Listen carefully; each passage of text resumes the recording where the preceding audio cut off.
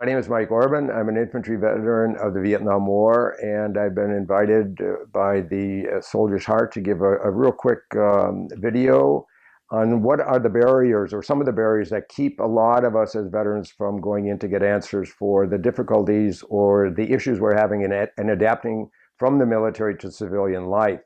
A lot of us are affected by the stigmas, the stigma that we didn't do our job as warriors, that we didn't fulfill our manly duties, we shouldn't be having problems with nightmares and panic attacks and all of the issues, isolation and drinking and all of the different things that we find ourselves doing, especially after 10, 20, 30 years, that keep us from going in to get the answers that we need to resolve things like our nightmares and our panic attacks and our guilt and our shame. All of these are things that we have been convinced are mental health issues, when in fact they're education issues that we can resolve if we choose to go in and search for those answers.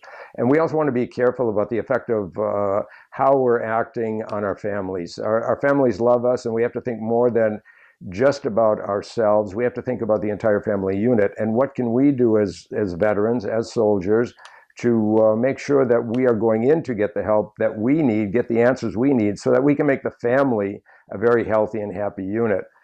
For a lot of us who are much older veterans, we want to help the younger veterans not to get involved in this, is the workaholism, getting so into our work with the unintentionally or subconsciously, not knowing that we are avoiding the issues that we can resolve from war. And then when we do retire and the workaholism goes away, all of the issues of war that we haven't resolved are coming back to cause us problems. Whereas if we would go and address these problems immediately when we came home from war, we would be looking forward to a much happier life in the long run.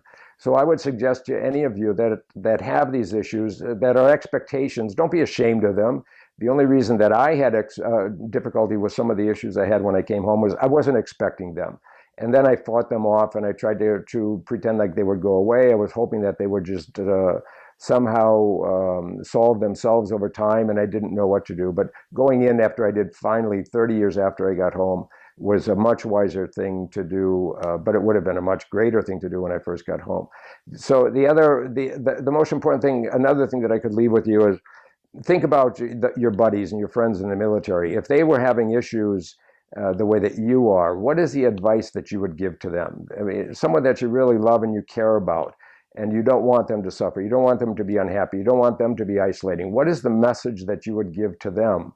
And then think about that and turn that message right around on yourself and give that advice back to you as someone that you love and you like, to go in and get those issues so that you can be a more happily productive a veteran in the civilian society.